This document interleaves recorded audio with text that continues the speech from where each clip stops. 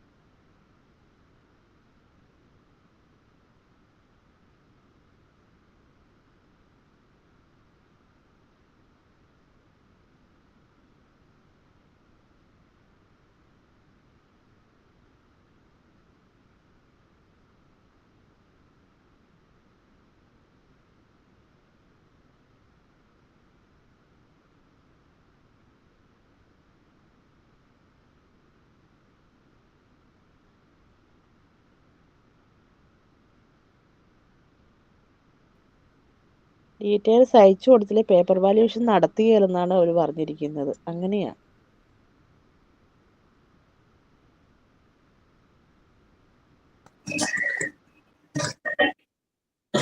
എനിക്ക് അവസാനത്തെ എക്സാമിന്റെ അന്ന് ID കാർഡ് കിട്ടിയത്. അതുകൊണ്ടാട്ടോ ഞാൻ പറഞ്ഞത് ID കാർഡ് ഡീറ്റെയിൽസ് അയക്കുക. നിഷമ്മ പറഞ്ഞ പോലെ അവര് നമുക്ക് ID കാർഡ് അയച്ചു തന്നോളൂ. Good morning, ma'am. Good morning, all. Good morning, ma'am. Good morning, ma'am. Good morning, ma'am. Okay. Class start ചെയ്യുകയാണ്. ഡിസ്കഷൻ ഒക്കെ കഴിഞ്ഞായിരുന്നു, ID കാർഡിന്റെ ചർച്ചയിലായിരുന്നു അല്ലേ? ഓക്കെ, ദെൻ ക്ലാസ് സ്റ്റാർട്ട് ചെയ്യാം. ഇപ്പോ കഴിഞ്ഞ ക്ലാസ്സിൽ നമ്മള് എക്സാമ്പിൾ ഓഫ് ജോബ് ഹസാർഡ്സ് ആണ് എടുത്തത്. വായിച്ചു നോക്കിയായിരുന്നു എല്ലാവരും? Yes, ma'am.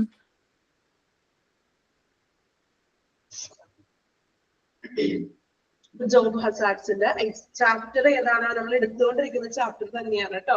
ഹോസ്പിറ്റൽ അഡ്മിനിസ്ട്രേഷൻ എന്ന് പറഞ്ഞ ചാപ്റ്റർ ആണ്. ഇന്നത്തെ ഒരു ക്ലാസ്സോട് കൂടിയിട്ട് നമ്മൾ ഈ ഒരു ചാപ്റ്റർ കംപ്ലീറ്റ് ചെയ്യും. ഏകദേശം നമ്മൾ ഒരു 10 ക്ലാസ്സുകളോട് ഈ ഒരു ചാപ്റ്റർ നമ്മൾ എടുത്തത്. ഓക്കെ, ഒത്തിരി ലെങ്തി ആയിട്ടുള്ള ഒരു ചാപ്റ്റർ ആയിരുന്നു. ഇന്നത്തെ ഒരു ക്ലാസ്സോട് കൂടിയിട്ട് നമ്മൾ ഈ ഒരു ചാപ്റ്റർ തന്നെ കംപ്ലീറ്റ് ചെയ്യും. ഓക്കെ, ദെൻ നമുക്ക് നെക്സ്റ്റ് അടുത്ത മൊഡ്യൂൾസിലെ ചാപ്റ്റർ സ്റ്റാർട്ട് ചെയ്യണം. അപ്പോ എക്സാമ്പിൾ ഓഫ് ജോബ് ഹസാർഡ്സിൽ നമ്മൾ കെമിക്കൽ ഹസാർഡ്സ് ഉണ്ട്, അതുപോലെ ബയോളജിക്കൽ ഹസാർഡ്സ്. ദെൻ അതിന് ചെയ്യുന്ന പ്രിവെന്റേഷൻ എന്തൊക്കെയാണ്, അതുപോലെ തന്നെ ഫിസിക്കൽ ഹസാർഡ്സും അതിന്റെ പ്രിവെന്റേഷൻസ് എന്തൊക്കെയാണ്. അപ്പൊ അതിലെ 3 നമ്മൾ പ്രത്യേകം പറഞ്ഞു: ഡിസ്റ്റൻസ്, ഷീൽഡിങ്, ബാച്ചസ്. ഇത്രയും വരെയാണ് നമ്മൾ കഴിഞ്ഞ ക്ലാസ്സിൽ എടുത്തത്. ദെൻ നമ്മൾ ഇനി നെക്സ്റ്റ് എടുക്കുന്നത് എക്സാമ്പിൾസ്, ഹസാർഡ്സിന്റെ എക്സാമ്പിൾസിന്റെ ബാക്കി കണ്ടിന്യൂഷൻ തന്നെയാണ് കേട്ടോ.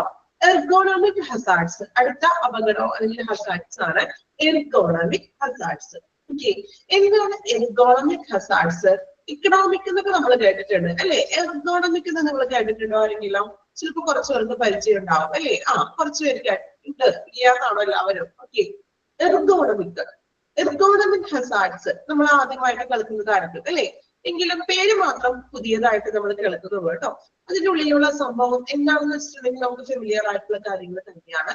ആദ്യം ഞാൻ എന്താണ് എർഗോണമിക് ഹസാർഡ്സ് എന്ന് പറയാം. എർഗോണമിക് ഹസാർഡ്സ് എന്ന് പറഞ്ഞിട്ടുണ്ടെങ്കിൽ ഇപ്പൊ നമ്മള് വർക്ക് ചെയ്യുന്ന ഒരിടത്ത്, നമ്മൾ ജോലി ചെയ്യുന്ന ആ ഒരു സ്ഥലത്ത് നിന്നും സംഭവിക്കുന്ന പരിക്കുകളാകാം, അല്ലെങ്കിൽ എന്തെങ്കിലും അപകടങ്ങളൊക്കെയാണ് നമ്മൾ, അതായത് വ്യക്തിപരമായിട്ട് പേഴ്സണലി നമുക്ക് സംഭവിക്കുന്ന അപകടങ്ങൾ അല്ലെ? ഇപ്പൊ നമുക്ക് വലിയ വലിയ ഇൻഡസ്ട്രിയിലൊക്കെ വർക്ക് ചെയ്യുന്നവരെ അപകടങ്ങളൊക്കെ സംഭവിക്കാം അല്ലെ? ഇപ്പൊ ചിലപ്പോ അല്ലെങ്കിൽ ഇപ്പൊ ലോഡ് എടുക്കുന്ന തൊഴിലാളികളാണെങ്കിൽ ലോഡിങ്ങിന്റെ സമയത്ത് എന്തെങ്കിലും പരിക്കുകളോ അങ്ങനെ എന്തെങ്കിലുമൊക്കെ സംഭവിക്കാം. സോ നമ്മൾ വർക്ക് ചെയ്യുന്ന ആ ഒരു ഏരിയയിൽ നിന്ന് നമുക്കുണ്ടാകുന്ന അപകടങ്ങളെയോ അല്ലെങ്കിൽ പരിക്കുകളെയൊക്കെയാണ് നമ്മൾ എർഗോണമിക് ഹസാർഡ്സ് എന്ന് പറയുന്നത്. ക്ലിയർ ആയോ? പേര് ക്ലിയർ ആയോ? എന്താണ് എർഗോണമിക് ഹസാർഡ്സ്? ഓക്കെ, പേര് മാത്രം പുതിയതുള്ളൂ. അതിനുള്ളിലെ സംഭവം വളരെ നമുക്ക് ഗവൺമെന്റ് നമ്മൾ എപ്പോഴും റീസെന്റ് ആയിട്ട് കേട്ടുകൊണ്ടിരിക്കുന്ന സംഭവങ്ങളാണ് അല്ലെ? ഇപ്പൊ നമ്മള് ന്യൂസിലും മറ്റേ കാണാറുണ്ട് അല്ലെ? ഇപ്പൊ തൊഴിലാളികൾക്ക് ആ തൊഴിലിടങ്ങളിൽ വെച്ച് എന്തെങ്കിലും പരിക്ക് സംഭവിക്കുക, അതുപോലെ തന്നെ ഇപ്പൊ കെട്ടിട നിർമ്മാണ തൊഴിലാളികളൊക്കെ കെട്ടിടത്തിൽ മീൻസ് അങ്ങനെ വീഴുകയോ വീഴ്ചകളൊക്കെ മറ്റും സംഭവിക്കുന്നത്, അത്തരത്തിലുള്ള കേസുകളൊക്കെയാണ് നമ്മുടെ എർഗോണമിക് ഹസാർഡ്സ് എന്ന് പറയുന്നത്. ഓക്കെ, ഇനി എന്തൊക്കെയാണെന്ന് നോക്കാം കേട്ടോ. Lifting, holding, pushing, walking and reaching. Ergonomic ഹസാർഡ്സിൽ ഇൻക്ലൂഡ് ചെയ്യാൻ പറ്റുന്നതാണ് പറയുന്നത്. Lifting, holding. ലിഫ്റ്റിംഗ് എന്ന് വെച്ചാൽ എന്താണ്? ഇപ്പൊ എന്തെങ്കിലും വസ്തുക്കളൊക്കെ ഉയർത്താനും, അതായത് ഇപ്പോൾ ലോഡിംഗ് അങ്ങനെയുള്ള തൊഴിലാളികൾക്ക് ഉണ്ടാവുമല്ലോ. ലിഫ്റ്റിംഗ്, അതുപോലെ ഹോൾഡിംഗ്, അതുപോലെ pushing, then walking and reaching. അതായത് ഓരോ പ്രവർത്തനങ്ങളാണ് സൂചിപ്പിക്കുന്നത്. ഓരോ വർക്ക് ഏരിയയിൽ അവർ ചെയ്യുന്ന പ്രവർത്തനങ്ങൾ. Then any of those conditions can cause ergonomic hazards such as excessive vibration and noise. ഇങ്ങനെയുള്ള എർഗോണമിക് ഹസാർഡ്സ് വരാനുള്ള കാരണങ്ങളൊക്കെയാണ് പറയുന്നത്. എർഗോണമിക് ഹസാർഡ്സ്, അതായത് ഓരോ ജോലി സ്ഥലങ്ങളിലും ഇങ്ങനെയുള്ള അപകടങ്ങൾ ഉണ്ടാകാനുള്ള കാരണങ്ങൾ ആണ് ഇനി പറയുന്നത്. എക്സസീവ് വൈബ്രേഷൻ ആൻഡ് നോയിസ്, അല്ലെ? ഇപ്പൊ ചിലയിടങ്ങളിൽ വർക്ക് ചെയ്യുമ്പോൾ ഭയങ്കര വൈബ്രേഷൻ സൗണ്ട്, മെഷീൻ ഭയങ്കരമായിട്ട് മെഷീൻസിന്റെ സൗണ്ട് ഒക്കെ ആ ഒരു ഏരിയയിൽ വർക്ക് ചെയ്യുന്നവരുണ്ടാകും, അല്ലെ? അപ്പൊ അവർക്ക് അങ്ങനെയുള്ള വൈബ്രേഷൻ മൂലം വരുന്ന പ്രശ്നങ്ങൾ ഉണ്ടാകും. അതുപോലെ നോയിസ്, വലിയ വലിയ എക്യുപ്മെന്റ്സ് ഒക്കെ പ്രവർത്തിക്കുന്നിടത്ത് വർക്ക് ചെയ്യുന്നവരാണെങ്കിലും ബുദ്ധിമുട്ടുകളൊക്കെ അനുഭവിക്കേണ്ടി വരാം. ദെൻ ഐ സ്ട്രെയിൻ ചെയ്യുന്നത് എപ്പോഴും ആർക്കൊക്കെ ആയിരിക്കാം? എപ്പോഴും ഐ സ്ട്രെയിൻ ചെയ്ത് വർക്ക് ചെയ്യുന്നവര് ആയിരിക്കാം? എക്സാമ്പിള് IT ഫീൽഡിൽ, അല്ലെ? ഇപ്പൊ സോഫ്റ്റ്വെയർ ഫീൽഡ്, IT ഫീൽഡിലൊക്കെ അവര് ഫുൾ ടൈം വർക്കിംഗ് അവേഴ്സ് കൂടുതലായിരിക്കും. ചിലപ്പോൾ നൈറ്റ് ഷിഫ്റ്റും ഡേ ഷിഫ്റ്റും അങ്ങനെ ഒരുപാട് സമയം നമ്മൾ സ്ട്രെയിൻ ചെയ്തുകൊണ്ടിരിക്കുന്ന വർക്കുകൾ ഉണ്ടാവും. അപ്പൊ ഒരുപാട് സമയം അവർ സ്ട്രെയിൻ ചെയ്യുന്നതെന്ന് വെച്ചിട്ടുണ്ടെങ്കിൽ അത് കണ്ണിന് ബുദ്ധിമുട്ടുണ്ടായിരിക്കാം, തലവേദന, അങ്ങനെയുള്ള ശാരീരികമായിട്ടുള്ള പ്രശ്നങ്ങൾ വന്നേക്കാം. റിപ്പീറ്റേറ്റീവ് മോഷൻ മീൻസ് ആവർത്തിച്ചുള്ള ചലനങ്ങൾ, അതായത് ഭയങ്കരമായിട്ടുള്ള ഹെവി വർക്കുകൾ. ഹെവി ലിഫ്റ്റിംഗ് പ്രോബ്ലംസ്, ഇതുപോലെ ലോഡിങ്ങും ഭയങ്കര ഹെവി ആയിട്ടുള്ള എക്യുപ്മെന്റ്സുകളൊക്കെ എടുക്കുന്നത് മൂലം ഉണ്ടാകുന്ന പ്രശ്നങ്ങൾ. ഇത് ഇങ്ങനെയുള്ള കാരണങ്ങളാലാണ് നമ്മൾ എർഗോണമിക് ഹസാർഡ്സ് ഉണ്ടാകുന്നത്. ഓരോ ജോലിയിടങ്ങളിൽ അവർ ചെയ്യുന്ന വർക്കുമായിട്ട് വരുന്ന പ്രശ്നങ്ങളാണ്. Then improperly designated tools or work areas also can be ergonomic hazards. അതുപോലെ തന്നെ എർഗോണമിക് ഹസാർഡ്സിൽ നമുക്ക് പറയാൻ പറ്റുന്നതാണ് തെറ്റായിട്ടുള്ള രീതിയിൽ ടൂൾസ് ഒക്കെ ഡിസൈൻ ചെയ്തിട്ടുണ്ടെങ്കിൽ, അതായത് ഉപകരണങ്ങളൊക്കെ ശരിയായാത്ത രീതിയിലാണ് വെച്ചിരിക്കുന്നതെങ്കിൽ അതിൽ നിന്നും അപകടങ്ങളൊക്കെ നമുക്ക് എംപ്ലോയീസിന് സംഭവിക്കാം. ഓക്കെ, അപ്പൊ ഇത്രയുമാണ് എർഗോണമിക് ഹസാർഡ്സ് എന്ന് പറയുന്നത്. ക്ലിയർ ആണോ? എർഗോണമിക് ഹസാർഡ്സ് എന്താണെന്ന് നമ്മൾ ആദ്യമായിട്ട് കേൾക്കുന്ന ഒരു ടേമാണ്. പിന്നെ ഇത് മറന്നു പോകരുത്. ഇവിടെ ചോദിച്ചാൽ എർഗോണമിക് എന്നുള്ളൊരു ടേം പുതിയൊരു അറിവല്ലേ നമ്മുടെ മൈൻഡിൽ എപ്പോഴും ഉണ്ടായിരിക്കണം. നമ്മുടെ ബ്രെയിനിൽ അത് നമ്മൾ പഠിച്ചു കഴിഞ്ഞു. ഒന്ന് വായിച്ചു നോക്കുക കേട്ടോ. എർഗോണമിക് ഹസാർഡ്സ് വായിച്ചു നോക്കുക.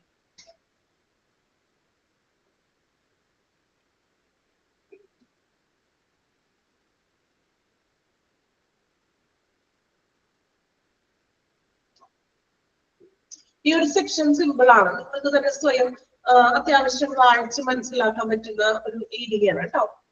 ദെൻ ഇനി പ്രിവെന്റേഷൻ ആണ്. അപ്പൊ നമ്മൾ എർഗോണമിക് ഹസാർഡ്സ് എന്തൊക്കെയാണെന്ന് കണ്ടു. അപ്പൊ നമ്മൾ ഇനി അതിനെതിരെ നമ്മൾ എടുക്കുന്ന പ്രിവെന്റേഷൻസ് നോക്കാം. പ്രിവെന്റേഷൻസ്, പ്രതിരോധം, അല്ലെങ്കിൽ എങ്ങനെ അതിന് തടയാം എന്നുള്ള കാര്യങ്ങളാണ് നെക്സ്റ്റ് നോക്കുന്നത്. Example, designing or redesigning work station, അല്ലെ? ആ ഒരു നമ്മൾ വർക്ക് ചെയ്യുന്ന ഏരിയ ഒന്നുകൂടി ഡിസൈൻ ചെയ്യുക, ടൂൾസ് ഒക്കെ ശരിയായ രീതിയിലൊക്കെ ക്രമീകരിക്കുക, എക്യുപ്മെന്റും മറ്റും കാര്യങ്ങളൊക്കെ നല്ലതാണ്. എർഗോണമിക് മീനിങ് എനിക്ക് കട്ടായിപ്പോയി. ഓക്കെ, എർഗോണമിക് എന്ന് പറയുമ്പോൾ നമ്മൾ വർക്ക് ചെയ്യുന്ന ജോലി സ്ഥലങ്ങളുണ്ടല്ലോ, അവിടെ നിന്നും സംഭവിക്കുന്ന പ്രശ്നങ്ങൾ അല്ലെങ്കിൽ അപകടങ്ങളെയാണ് നമ്മൾ എർഗോണമിക് ഹസാർഡ്സ് എന്ന് പറയുന്നത്. എക്സാമ്പിൾ പറയുകയാണെങ്കിൽ ഇപ്പോ എക്സസീവ് ആയിട്ടുള്ള നോയ്സ്, ഇപ്പൊ ചില ഭയങ്കര എക്യുപ്മെന്റ്സുകൾ പ്രവർത്തിക്കുന്നതിന് അടുത്ത് വർക്ക് ചെയ്യുന്നവരുണ്ടാകും. അപ്പൊ അവർക്ക് അതുമൂലം ഉണ്ടാകുന്ന പ്രശ്നങ്ങള്. ഐ സ്ട്രെയിൻ, IT ഫീൽഡിലൊക്കെയാണ് വർക്ക് ചെയ്യുന്നതെങ്കിൽ ഒരുപാട് നേരം സിസ്റ്റത്തിൽ തന്നെ നമ്മൾ നോക്കിയിരുന്ന് വർക്ക് ചെയ്യുന്നവരായിരിക്കും. ഡേ നൈറ്റ് ഒക്കെ വർക്ക് ചെയ്യുന്നുണ്ടാകും. സോ ഐ സ്ട്രെയിനിങ് കൊണ്ട് അവർക്ക് കണ്ണിന് പ്രോബ്ലംസ് വരാം, മറ്റ് ഫിസിക്കൽ ആയിട്ടുള്ള പ്രശ്നങ്ങളൊക്കെ വന്നേക്കാം. സോ നമ്മൾ വർക്ക് ചെയ്യുന്ന അല്ലെങ്കിൽ നമ്മുടെ ജോലി സ്ഥലത്ത് നിന്നും സംഭവിക്കുന്ന പരിക്കുകൾ, അപകടങ്ങൾ, ഇതിനെയാണ് നമ്മൾ എർഗോണമിക് ഹസാർഡ്സ് എന്ന് പറയുന്നത്. ക്ലിയർ ആണോ? ഓക്കെ, ദെൻ ഇനി നമ്മൾ നെക്സ്റ്റ് പറയുന്നത് അതിന്റെ പ്രിവെന്റേഷൻ ആണ്. എങ്ങനെയെല്ലാം നമുക്ക് ഇങ്ങനെയുള്ള എർഗോണമിക് ഹസാർഡ്സിനെ പ്രതിരോധിക്കാം. Example, designing or redesigning work station. നമ്മൾ ജോലി ചെയ്യുന്ന ആ ഒരു വർക്ക് സ്റ്റേഷന് നമുക്ക് ഒന്നുകൂടി ഡിസൈൻ ഒക്കെ ചെയ്യാവുന്നത്.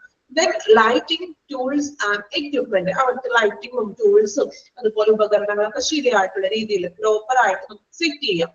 Then teaching correct work practices, ഒരു നല്ലൊരു ട്രെയിനിങ്സ് കാര്യങ്ങളും സ്റ്റാഫുകൾക്കൊക്കെ കൊടുക്കുക. Example proper lifting methods. Lifting methods എന്ന് വെച്ചിട്ടുണ്ടെങ്കിൽ എന്താണ്, മീൻസ് എങ്ങനെയാണ് ഇപ്പൊ എക്യുപ്മെന്റ്സ് ഒക്കെ നമ്മൾ അങ്ങോട്ടും ഇങ്ങോട്ടും കൈകാര്യം ചെയ്യുന്നത്. ഇപ്പോ എന്താ ടെക്നീഷ്യന്മാരൊക്കെ ആണെങ്കിൽ ഓരോ വസ്തുക്കള് ലിഫ്റ്റ് ചെയ്യാനും മറ്റും എങ്ങനെയാണെന്നുള്ള ഒരു പ്രോപ്പർ ട്രെയിനിങ്സ് കൊടുക്കുക. Employing proper administrative controls. ഒരു അഡ്മിനിസ്ട്രേറ്റീവ് കൺട്രോൾസ് ഉണ്ടായിരിക്കണം, ഒരു നിയന്ത്രണം ഉണ്ടായിരിക്കണം, ഒരു സൂപ്പർവിഷൻ ഉണ്ടായിരിക്കുക. എക്സാമ്പിൾ ആയിട്ട് പറയുകയാണെങ്കിൽ shifting workers among several different task അല്ലെ. നമ്മള് തൊഴിലാളികൾക്ക് ഷിഫ്റ്റിംഗ് ടൈം കൊടുക്കാമോ, ഒരാൾ തന്നെ കണ്ടിന്യൂസ് ആയിട്ട് വർക്ക് ചെയ്യാനുള്ള, മറിച്ച് ഇപ്പോ മോർണിംഗ് അല്ലെങ്കിൽ നൈറ്റ് വേറെ നെക്സ്റ്റ് അടുത്ത ഷിഫ്റ്റിലേക്ക് അടുത്ത ആളുകൾ വെക്കുകയാണ്. അപ്പൊ ഓരോ ഡിഫറെന്റ് ടാസ്ക് ഓരോ ഷിഫ്റ്റിലുള്ള ആളുകൾക്ക് ചെയ്യുകയാണ്. അല്ലാതെ ഒരാൾ തന്നെ ഫുൾ ടൈം വർക്ക് ചെയ്യാമെന്നല്ല ഷിഫ്റ്റിംഗ് വെക്കുക. Then reducing production demand and increase rest breaks. അതുപോലെ ബ്രേക്കുകളൊക്കെ കൊടുക്കാറുണ്ട്. ഇതുപോലെ ഒരു ഇടവേളയൊക്കെ കൊടുക്കുക. വർക്ക് ചെയ്യുമ്പോൾ ഫുൾ ടൈം കണ്ടിന്യൂസ് വർക്ക് ചെയ്യാതെ, ഇപ്പൊ IT ഫീൽഡിലൊക്കെ ആണെങ്കിലും ഒരുപാട് നേരം, ഇപ്പൊ നിങ്ങള് റീസെന്റ് ആയിട്ട് എനിക്ക് തോന്നുന്നു ഒരുപാട് നേരം വർക്ക് ചെയ്തിട്ട് ബുദ്ധിമുട്ടൊക്കെ അനുഭവിക്കുന്ന നമ്മളിങ്ങനെ ചെറിയ ചെറിയതൊക്കെ നമ്മൾ ഫേസ്ബുക്കിലും മറ്റും കാണാറുണ്ടോ? വർക്കിംഗ് അവേഴ്സ് കൂടുതലൊക്കെയാണ്. അപ്പൊ അതുമൂലം ഐ സ്ട്രെയിൻ അല്ലെ, അല്ലെങ്കിൽ എന്താണ് IT ഫീൽഡിലൊക്കെ വർക്കിംഗ് ടൈം കൂടുതലാണെന്നൊക്കെ പറഞ്ഞിട്ട് ചെറിയത് കാണാറുണ്ട് ഫേസ്ബുക്കിലും മറ്റും നിങ്ങൾ വായിക്കാറുണ്ട്. നമ്മുടെ അല്ലെ മാസ് മീഡിയയിലൊക്കെ കാണാറുണ്ട് വർക്കിംഗ് ടൈമിനെ കുറിച്ചും അങ്ങനെയുള്ള പ്രശ്നങ്ങൾ. അപ്പൊ അങ്ങനെയുള്ളൊരു ബ്രേക്സുകളൊക്കെ കൊടുക്കുക. റെഡ്യൂസിങ് പ്രൊഡക്ഷൻ ഡിമാൻഡ്, അതായത് വർക്ക് കുറയ്ക്കാവുന്ന ഒരു മീനിങ് ആണ് പ്രൊഡക്ഷൻ ഡിമാൻഡ് കൊണ്ട് ഉദ്ദേശിക്കുന്നത്. Then if necessary providing and mandatory personal protective equipment. അതുപോലെ അവർക്ക് PPE കൊടുക്കാന്ന്, അവരുടെ സുരക്ഷയ്ക്ക് വേണ്ടിയിട്ട് പേഴ്സണൽ പ്രൊട്ടക്റ്റീവ് എക്യുപ്മെന്റ്സ് കൊടുക്കുക. Then evaluating working conditions from an ergonomic standpoint involves looking at the total physiological and psychological demands on the job on the worker. ഇതുപോലെ തന്നെ എന്താണ് അവരുടെ എക്യുപ്മെന്റ്സുകൾ കൊടുക്കുക, വർക്കിംഗ് കണ്ടീഷൻസ് ഒക്കെ വിലയിരുത്തുക. അഡ്മിനിസ്ട്രേറ്റീവ് സൂപ്പർവൈസർമാർക്ക് എന്ത് ചെയ്യുക, അവരുടെ ആ ഒരു തൊഴിൽ ഏരിയയിൽ വർക്ക് ചെയ്യുക. അതായത് അവിടെ എർഗോണമിക് പോയിന്റ്സിൽ നോക്കാന്ന്, അങ്ങനെ അപകട സാധ്യതകളൊക്കെ ഉണ്ടോന്നൊക്കെ ചെക്ക് ചെയ്യുക. ക്ലിയർ ആയിട്ടുള്ള രീതിയിലാണോ അവർ വർക്ക് ചെയ്യുന്നതെന്ന് കൃത്യമായിട്ട് എന്ത് ചെയ്യണം, ചെക്ക് ചെയ്യണം. അപകടങ്ങൾ പരമാവധി ഒഴിവാക്കാൻ വേണ്ടിയിട്ടുള്ള സാഹചര്യങ്ങളൊക്കെ നോക്കുക. അതുപോലെ തന്നെ തൊഴിലാളികളുടെ ഫിസിയോളജിക്കലി ആൻഡ് സൈക്കോളജിക്കലി ഡിമാൻഡ്സ് അല്ലെ, മാനസികപരമായിട്ടും അല്ലെങ്കിൽ ശാരീരികമായിട്ടുള്ള ആവശ്യങ്ങൾ നിറവേറ്റുക. അവർക്ക് ആവശ്യമായിട്ടുള്ള കാര്യങ്ങളൊക്കെ നോക്കുക. ചിലപ്പോൾ ഒരു റെസ്റ്റ് ടൈം ഒക്കെ വേണമായിരിക്കും അല്ലെ. അപ്പൊ അങ്ങനെയുള്ള കാര്യങ്ങൾ കൂടി അവരുടെ ആവശ്യങ്ങളെ കൂടി പരിഗണിക്കുക. ഇത്രയും കാര്യങ്ങളാണ് നമ്മൾ പ്രിവെന്റേഷൻ ചെയ്യുന്നത്. വായിച്ചു നോക്കുക കേട്ടോ, എളുപ്പമാണ് വായിച്ചാൽ മനസ്സിലാക്കാൻ പറ്റുന്ന ഒരു സെക്ഷനാണ്. പ്രിവെന്റേഷൻ നോക്കുക.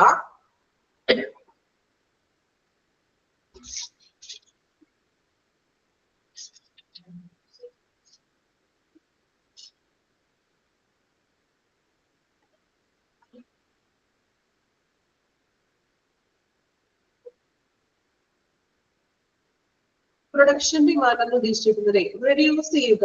അതായത് ഒരുപാട് നമ്മളിപ്പോ ഒരു കമ്പനിയിലാണെങ്കിൽ നമ്മളൊരു പ്രൊഡക്ഷന്റെ കമ്പനിയാണെന്ന് വിചാരിക്കാം. അപ്പൊ അവിടെ ഒരുപാട് നേരം വർക്ക് ചെയ്യുമ്പോഴാണ് പ്രൊഡക്ഷൻ കൂട്ടുന്നത് അല്ലെ. പ്രൊഡക്ഷൻ വേണം എങ്കിലും ആ ഒരു വർക്കിന് ഒരു റെസ്റ്റ് കൊടുക്കാമെന്നൊരു മീനിങ് ആണ് അവിടെ കൊടുക്കുന്നത്. റെഡ്യൂസ് ചെയ്യാന്ന് വെച്ചാൽ പ്രൊഡക്റ്റ് കുറയ്ക്കാനല്ല ഉദ്ദേശിക്കുന്നത്, മറിച്ച് അവിടെ ആ ഒരു വർക്ക് ഉണ്ടല്ലോ അതിൽ കുറച്ച് റെസ്റ്റും കാര്യങ്ങളൊക്കെ കൊടുക്കാണ്. ഓക്കെ, വർക്ക് മാക്സിമം ഒരു എന്താ പറയാ ഇന്റർവെൽസ് അല്ലെങ്കിൽ ഷിഫ്റ്റിംഗ് പോലെയൊക്കെ കൊടുക്കാന്നുള്ള ഒരു മീനിങ് ആണ് അവിടെ ഉദ്ദേശിക്കുന്നത് കേട്ടോ.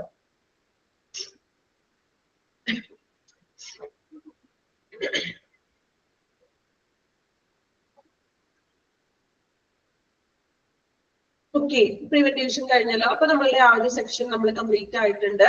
എക്സാമ്പിൾസ് ഓഫ് ജോബ് ഹസാർഡ്സ് അല്ലെ, തൊഴിലിടങ്ങളിൽ നിന്ന് വരുന്ന അപകടങ്ങളാണ് നമ്മൾ നോക്കിയത്. ജസ്റ്റ് ഒന്ന് പേര് മാത്രം ഒരു പറഞ്ഞു പോവുകയാണ്.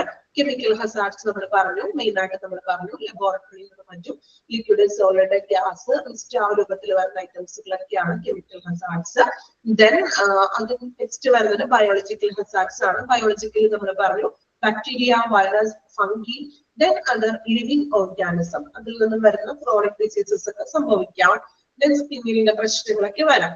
പിന്നെ അതിന് നമുക്ക് തടയാനായിട്ട് നമ്മൾ പറഞ്ഞു പേഴ്സണൽ ഹൈജീൻ ഉപയോഗിക്കുക, personal protective equipment, hand washing ചെയ്യാം അല്ലെ. അതുപോലെ തന്നെ എന്താണ് ഡിസ്പോസൽ ഗുഡ്സ്, നമ്മുടെ വേസ്റ്റ് ഡിസ്പോസൽ ഒക്കെ കൃത്യമായിട്ടൊക്കെ ചെയ്യുക.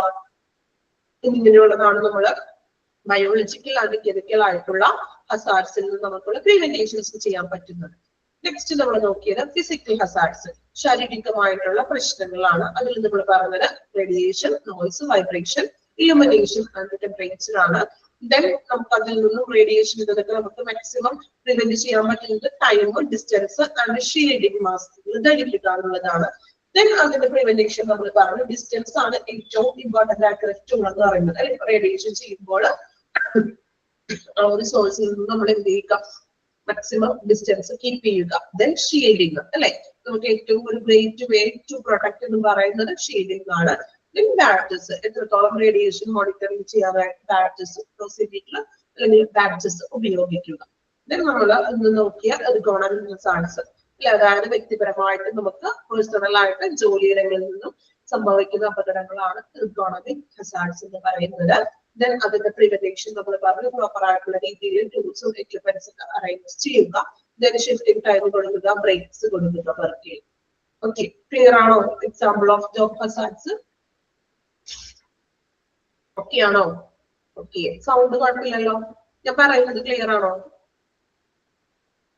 ഓക്കെ, ചെറിയൊരു തോട്ട് പ്രോബ്ലം, കോൾഡും എല്ലാം ഉണ്ട്, അധികം സൗണ്ട് സ്ട്രെയിൻ ചെയ്യാൻ പറ്റുന്നില്ല, കുഴപ്പമില്ലല്ലോ. ചെറിയൊരു ഇതിലാണ് ഞാൻ പറഞ്ഞു പോകുന്നത്, എപ്പോഴും പറയണ പോലെ ഭയങ്കരമായിട്ട് സ്ട്രെയിൻ ചെയ്ത് പറയാൻ പറ്റണില്ല. ഓക്കെ, ദെൻ ഇനി നമ്മൾ നെക്സ്റ്റ് നോക്കുന്നത് responsibility of management in safety program.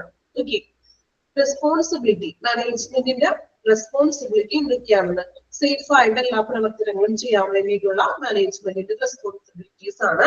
4 responsibilities ആണ് പറയുന്നത്. മാക്സിമം ഷോർട്ട് ആക്കിയിട്ടാണ് തന്നിരിക്കുന്നത്. സോ സെയിം ആ 4 റെസ്പോൺസിബിലിറ്റീസ് നിങ്ങൾ ബൈ ഹാർട്ട് ചെയ്ത് പഠിക്കാം. ഓക്കെ, ഒന്ന് സ്റ്റാർ മാർക്ക് ചെയ്തിട്ടോളൂ. റെസ്പോൺസിബിലിറ്റീസ് 4 എണ്ണമാണ്. ജസ്റ്റ് ആ പോയിന്റ് മാത്രം നമുക്ക് പഠിച്ചാൽ മതി, അതിന്റെ ഡീറ്റെയിൽ ആയിട്ട് ഒന്നും വേണ്ട. മാക്സിമം അവർ സിമ്പിൾ ആക്കി തന്നിട്ട് നോക്കാം. ഫസ്റ്റ് റെസ്പോൺസിബിലിറ്റി എന്ന് പറയുന്നത് management commitment and employee involvement അല്ലെ. മാനേജ്മെന്റിന്റെ ഒരു പ്രതിജ്ഞാബദ്ധത അല്ലെ, പ്രതിജ്ഞാബദ്ധത അങ്ങനെയല്ലേ മലയാളത്തിൽ പറയാം. കമ്മിറ്റ്മെന്റ് ഉണ്ടായിരിക്കണം. അതുപോലെ തന്നെ എംപ്ലോയി ഇൻവോൾവ്മെന്റ്, ജീവനക്കാരുടെ ഒരു പങ്കാളിത്തം ഉണ്ടായിരിക്കണം. എല്ലാ പ്രോഗ്രാംസിലും മാനേജ്മെന്റിന്റെ ഒരു കമ്മിറ്റ്മെന്റ് വേണം, അതോടൊപ്പം തന്നെ എംപ്ലോയീസിന്റെ ഇൻവോൾവ്മെന്റ് ഉണ്ടായിരിക്കുക. വർക്ക് സൈറ്റ് അനാലിസിസ് അല്ലെ, അതായത് നമ്മൾ ജോലി ചെയ്യുന്ന ഇടം എന്ത് ചെയ്യുക, ഒന്ന് അനാലിസിസ് ചെയ്യുക. എന്തെങ്കിലും അപകടങ്ങളൊക്കെ വരാൻ ചാൻസ് ഉണ്ടോ, കൃത്യമായിട്ടും എല്ലാം പ്രോപ്പർ ആയിട്ട് തന്നെയാണോ എന്നൊക്കെ എന്ത് ചെയ്യുക, ചെക്ക് ചെയ്യണം. ദെൻ മൂന്നാമത്തെ റെസ്പോൺസിബിലിറ്റി എന്ന് പറയുന്നത് ഹസാർഡ്സ് പ്രിവെന്റേഷൻ ആൻഡ് കൺട്രോൾ. ഹസാർഡ്സ്, അപകടങ്ങൾ നമ്മൾ മാക്സിമം പ്രതിരോധിക്കണം, ദെൻ അതിനെ നിയന്ത്രിക്കുക. മാക്സിമം വരാതെ അപകടങ്ങൾ ഒഴിവാക്കുക അല്ലെങ്കിൽ അതിനെ കൺട്രോൾ ചെയ്യുക. ദെൻ നാലാമതായിട്ട് റെസ്പോൺസിബിലിറ്റീസ് പറയുന്നത് safety and health training. Safety, സുരക്ഷിതവും അല്ലെങ്കിൽ ഒരു നല്ലൊരു ആരോഗ്യ പരിപാലനം, ഒരു ട്രെയിനിങ്സ് നൽകുക. അതായത് പേഴ്സണൽ പ്രൊട്ടക്റ്റീവ് എക്യുപ്മെന്റ് ധരിക്കാനും അങ്ങനെയുള്ള ട്രെയിനിങ്സ് ഒക്കെ നമ്മൾ സ്റ്റാഫുകൾക്ക് മറ്റും കൊടുത്തിരിക്കണം. ഓക്കെ, 4 റെസ്പോൺസിബിലിറ്റീസ് ആണ്. പെട്ടെന്ന് വായിച്ചു നോക്കാം കേട്ടോ. 4 എണ്ണം പഠിക്കണം. ഒന്ന് സ്റ്റാർ മാർക്ക് ചെയ്തിട്ടേക്കാം.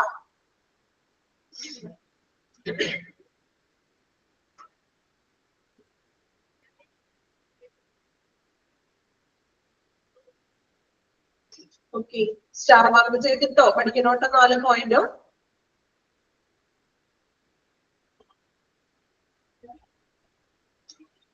നെക്സ്റ്റ് വന്ന് നോക്കാം, ഹസാർഡ് കമ്മ്യൂണിക്കേഷൻ. എന്താണ് ഹസാർഡ് കമ്മ്യൂണിക്കേഷൻ എന്ന് നോക്കാം. പേരിൽ തന്നെയുണ്ടല്ലോ, എന്തായിരിക്കും ഹസാർഡ് കമ്മ്യൂണിക്കേഷൻ എന്ന് പറഞ്ഞാൽ? എന്തെങ്കിലും ഐഡിയ ഉണ്ടോ? ചുമ്മാ ഒന്ന് ഗസ് ചെയ്ത് നോക്കി, എന്തായിരിക്കും ഹസാർഡ് കമ്മ്യൂണിക്കേഷൻ? ടെക്സ്റ്റിൽ വായിക്കണ്ട, വായിക്കാതെ ഒന്ന് പറയാൻ പറ്റുമോ എന്നൊന്ന് ശ്രമിച്ചു നോക്കി, ഒന്ന് ട്രൈ ചെയ്തു. തെറ്റിപ്പോണെങ്കിൽ തെറ്റിപ്പോയിക്കൊള്ളട്ടെ. എന്തായാലും നമ്മൾ ഹസാർഡ്സ് എന്തൊക്കെയാണെന്നൊക്കെ പഠിച്ചല്ലോ. അപ്പൊ എന്തായിരിക്കും ഹസാർഡ് കമ്മ്യൂണിക്കേഷൻ? ആ ഒരു വാക്കിൽ തെറ്റിയുണ്ട്, കമ്മ്യൂണിക്കേറ്റ് ആണ്. ഓക്കെ, ദെൻ എന്താണ് നമ്മൾ കമ്മ്യൂണിക്കേറ്റ് ചെയ്യുന്നത്? അപകടത്തെ കുറിച്ചിട്ടുള്ള ആശയവിനിമയം അല്ലെ, ഒരു പ്രിവെന്റേഷൻ പോലെ അപകടങ്ങൾ സംഭവിക്കുമ്പോൾ അല്ലെങ്കിൽ അപകടങ്ങളെ കുറിച്ചിട്ടുള്ള ഒരു കമ്മ്യൂണിക്കേഷൻ ചെയ്യുക. ഓക്കെ, നോക്കാം. The purpose of this, അത്ര കേട്ടോ നമ്മൾ പറഞ്ഞ കാര്യം തന്നെയാണ്. The purpose of this section is to ensure that the hazards of all chemicals produced or imported are evaluated and that information concerning their hazard is transmitted to employers and employees. അല്ലെ, transmit ചെയ്യാന്ന് വെച്ചാൽ എന്താണ്? Transmit ചെയ്യുക, കൈമാറുക, അല്ലെ, നമ്മൾ communicate ചെയ്യുക അല്ലെങ്കിൽ ട്രാൻസ്മിറ്റ് ചെയ്യുക എന്നുള്ളൊരു മീനിങ് ആണ്. അതായത് ഇപ്പൊ കെമിക്കൽ പ്രൊഡ്യൂസ്ഡ് ഓർ ഇമ്പോർട്ടഡ്. അതായത് കാരുണ്യം എന്താണ് ടൈപ്പ് ചെയ്ത് എനിക്ക് ക്ലിയർ ആയില്ല കേട്ടോ. മീൻസ് ഓക്കെ മിസ്റ്റേക്ക്ലീസ് ഉണ്ടായതാണോ? ഓക്കെ, കുഴപ്പമില്ല. ഞാനത് എന്താണ് വായിക്കാൻ പറ്റുന്നില്ല. ഓക്കെ, അപ്പോ ഹസാർഡ് കമ്മ്യൂണിക്കേഷൻ പറഞ്ഞിട്ടുണ്ടെങ്കിൽ പകരുക എന്നാണ് ഉദ്ദേശിച്ചത്. Okay. Then chemical produced or imported are evaluated. അതായത് ഇപ്പോ രാസവസ്തുക്കളൊക്കെ ഉണ്ടാവുമല്ലോ നമ്മൾ ഹോസ്പിറ്റലിലും മറ്റും ഉപയോഗിക്കുന്ന. അപ്പൊ ഈ രാസവസ്തുക്കളുടെ അപകട സാധ്യതകളൊക്കെ നമ്മൾ വിലയിരുത്തുന്നു. അതായത് അതുമൂലം പേഷ്യന്റിനായാലും അല്ലെങ്കിൽ അത് ഉപയോഗിക്കുന്ന സ്റ്റാഫുകൾക്കും എന്തെങ്കിലും അപകടങ്ങളൊക്കെ വരാൻ ചാൻസ് ഉണ്ടോ എന്നൊക്കെ നമ്മൾ വിലയിരുത്തുന്നു, ഇവാലുവേറ്റ് ചെയ്യുന്നു. And that information concerning their hazard is transmitted to employer and employees. ഇനി ഈ രാസവസ്തുക്കളൊക്കെ നമ്മൾ വിലയിരുത്തും. എന്നിട്ട് ഇതിന് സൈഡ് എഫക്ട്സ് ഉണ്ടോ അല്ലെങ്കിൽ ഇതുമൂലം എന്തെങ്കിലും പ്രശ്നങ്ങളൊക്കെ ഉണ്ടാകുമോ എന്നുള്ള ഇൻഫോർമേഷൻസ് നമ്മൾ എന്ത് ചെയ്യുന്നു? അപകട സാധ്യത മുന്നറിയിപ്പുകൾ, അല്ലെ, ഇൻഫോർമേഷൻസുകൾ എംപ്ലോയേഴ്സിനും അതുപോലെ തന്നെ എംപ്ലോയീസിനും നമ്മൾ കൈമാറുന്നു. അപകടങ്ങൾ ഇതുപോലെ വരാൻ ചാൻസ് ഉണ്ട്, സാധ്യതയുണ്ടെന്ന് പോലും മുൻകൂട്ടി നമ്മൾ പറഞ്ഞു കൊടുക്കുന്നു. This transmission of information is fulfilled by means of comprehensive hazard communication programs, which includes container labeling and other forms of warning, material safety data sheet and employee training. Then, ഇവിടെ പറയുന്നത് ഇങ്ങനെയുള്ള കൈമാറ്റങ്ങള് fulfilled by means of comprehensive hazard communication program. ഈ Hazard communication programme എന്നുള്ള ഒരു പ്രോഗ്രാമിനെ എന്താണ് programme എന്ന് പറയാം. ഇങ്ങനെ നമ്മൾ ആശയം കൈമാറുന്നു. അതായത് ഹസാർഡ്സിന് അപകടങ്ങൾ വരാം, കെമിക്കൽ പ്രൊഡ്യൂസ് നമ്മൾ ഉപയോഗിക്കുമ്പോൾ അപകടങ്ങൾ വരാം, അതിനുള്ള മുന്നറിയിപ്പുകൾ നമ്മൾ തൊഴിലുടമകൾക്ക് കൈമാറുന്നു. ഇങ്ങനെയുള്ള കൈമാറ്റങ്ങൾ ഹസാർഡ് കമ്മ്യൂണിക്കേഷൻ പ്രോഗ്രാംസിന് ഹെൽപ്പ് ചെയ്യുന്നുണ്ട്. അപ്പോ എന്താണ് ഹസാർഡ് കമ്മ്യൂണിക്കേഷൻ പ്രോഗ്രാം? എന്തായിരിക്കും ഹസാർഡ് കമ്മ്യൂണിക്കേഷൻ പ്രോഗ്രാം എന്ന് പറഞ്ഞാൽ? നമുക്ക് അതിൽ തന്നെ പറയാം, അല്ലെ, അപകടങ്ങൾ നമുക്ക് പ്രിവെന്റേഷൻ എങ്ങനെ പ്രിവെന്റ് ചെയ്യാം, മാക്സിമം അപകടങ്ങൾ നമുക്ക് എങ്ങനെ ഒഴിവാക്കാം എന്നുള്ളൊരു ചെറിയൊരു പ്രോഗ്രാം ആണ് ഹസാർഡ് കമ്മ്യൂണിക്കേഷൻ പ്രോഗ്രാം. ഹോസ്പിറ്റലിൽ നടപ്പാക്കി വരുന്ന ചെറിയൊരു പ്രോഗ്രാം ആണ്. സോ വിച്ച് ഇൻക്ലൂഡ്സ്, എന്തൊക്കെയാണ് ഹസാർഡ് കമ്മ്യൂണിക്കേഷൻ പ്രോഗ്രാമിൽ ഇൻക്ലൂഡ് ചെയ്യുന്നത്? അതൊന്ന് അണ്ടർലൈൻ ചെയ്തേക്കാം കേട്ടോ. എന്തെല്ലാമാണ് ഹസാർഡ് കമ്മ്യൂണിക്കേഷൻ പ്രോഗ്രാമിൽ ഇൻക്ലൂഡ് ചെയ്യുന്നത്? അണ്ടർലൈൻ ചെയ്യാം. Container labeling and other forms of warning, material safety data sheet and employee training. എംപ്ലോയീസിന്റെ ട്രെയിനിങ് കൊടുക്കുന്നത്, അതുപോലെ തന്നെ MSDS material safety data sheet, അതുപോലെ തന്നെ വാർണിംഗ് ഫോംസ്, നമ്മള് ഇപ്പോ പ്രൊഹിബിറ്റഡ് ഏരിയ ഒക്കെ കൊടുക്കൂലേ, അതുപോലെ തന്നെ വാർണിംഗ്സ് കാര്യങ്ങളൊക്കെ നമ്മൾ സൈനേജ് ബോർഡുകളൊക്കെ വെക്കുന്നത്. Then container labelling. എന്താ കണ്ടെയ്നർ ലേബലിംഗ് എന്ന് പറയുന്നത്? പഠിച്ചതാണല്ലോ. ആൻസർ നിങ്ങൾ ഇങ്ങോട്ട് പറയണം. കണ്ടെയ്നർ ലേബലിംഗ് പഠിച്ചോ? എന്തെങ്കിലും കണ്ടെയ്നർ ലേബലിംഗ് പഠിച്ചിട്ടുണ്ടോ? ലേബലിംഗ് പോയിസന്റെ കാര്യങ്ങളൊക്കെ നമുക്ക് കൊടുക്കാം. കണ്ടെയ്നർ ലേബലിംഗ് ഉദ്ദേശിക്കുന്നത് ഡ്രഗ്സിന്റെ കൊടുക്കാം. അതുപോലെ തന്നെ എന്താണ് നമ്മൾ വേസ്റ്റിന്റെ കണ്ടെയ്നർ ഒക്കെ നമ്മൾ ചെയ്യുമല്ലോ, അതുപോലെ തന്നെ മെഡിക്കൽ ഗ്യാസും എല്ലാം അതിൽ ഇൻക്ലൂഡഡ് ആണ്, അല്ലെ. ഇപ്പൊ നമ്മൾ ബയോമെഡിക്കലിൽ പഠിച്ചേ കളർ കോഡ് അനുസരിച്ചിട്ടുള്ള കണ്ടെയ്നർ ഒക്കെ നമ്മൾ ലേബലൊക്കെ ചെയ്യുക. ഓക്കെ, ഇതെല്ലാമാണ് നമ്മൾ ഇതിനകത്ത് ഹസാർഡ് പ്രോഗ്രാമിൽ ഇൻക്ലൂഡ് ചെയ്യുന്നത്. ഷാർപ്പ് വേസ്റ്റുകൾ. ഓക്കെ, ഇത്രയുമാണ് ഹസാർഡ് കമ്മ്യൂണിക്കേഷൻസിൽ ഇൻക്ലൂഡ് ചെയ്യുന്നത്. വായിച്ചു നോക്കാം കേട്ടോ. ഹസാർഡ് കമ്മ്യൂണിക്കേഷൻ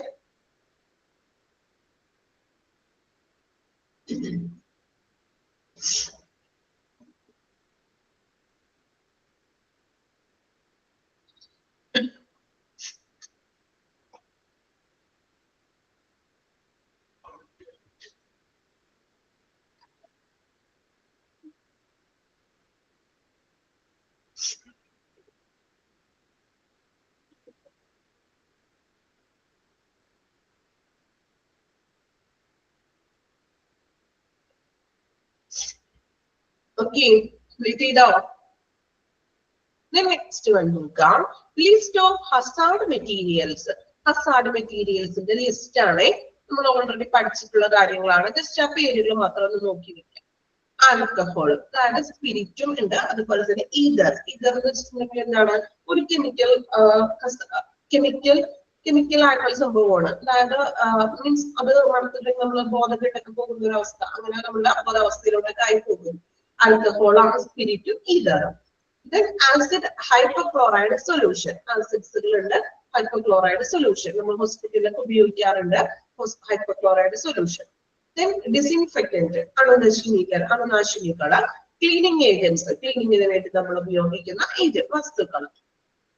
ഞാൻ രണ്ടാമതായിട്ട് പറയുന്നത് കണ്ടെയ്നർ ലേബലിംഗ്. ഓക്കെ, അപ്പൊ നമ്മളിവിടെ പറഞ്ഞില്ലേ ഹസാർഡ് കമ്മ്യൂണിക്കേഷൻ പ്രോഗ്രാമിൽ ഇൻക്ലൂഡ് ചെയ്യുന്നത് എന്തൊക്കെയാണെന്ന്, അതാണ് കേട്ടോ ഞാൻ താഴെ നെക്സ്റ്റ് പറയുന്നത്. ഓക്കെ, ഹസാർഡിൽ ഇൻക്ലൂഡ് ചെയ്യുന്ന കാര്യങ്ങൾ പറഞ്ഞില്ലേ, അതിനെയാണ് വീണ്ടും നമ്മൾ ഡിസ്കസ് ചെയ്യാൻ പോകുന്നത് കേട്ടോ. അപ്പൊ ഹസാർഡ് മെറ്റീരിയൽ ആണ് ആൽക്കഹോളും acid hypochloride solution, disinfecting, cleaning agents.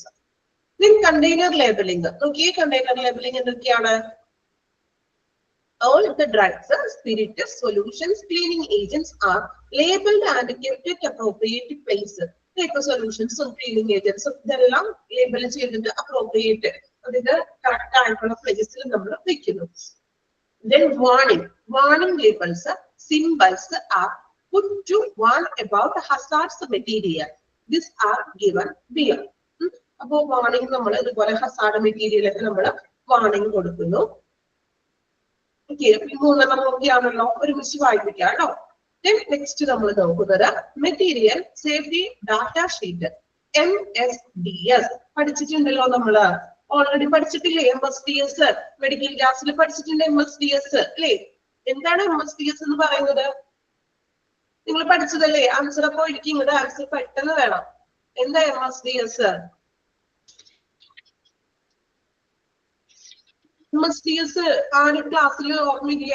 Storage. Okay, MSDS എന്താണെന്ന് ഉദ്ദേശിക്കുന്നത്? ഡാറ്റ ഷീറ്റ് ആണ്. ഓക്കെ, എന്താണ് അതിലുള്ളത്? ഡാറ്റ ഷീറ്റിലുള്ളത് എന്ത് കാര്യമാണ്? എന്തിനെ കുറിച്ചിട്ടാണ്? Materials, disposal. ഓക്കെ, കുഴപ്പമില്ല, നോക്കാം, വായിച്ചു നോക്കാം കേട്ടോ. എക്യുപ്മെന്റ് ഹാൻഡിൽ ചെയ്യേണ്ടതാണ്. ഓക്കെ, നോക്കാം. Material safety data sheet.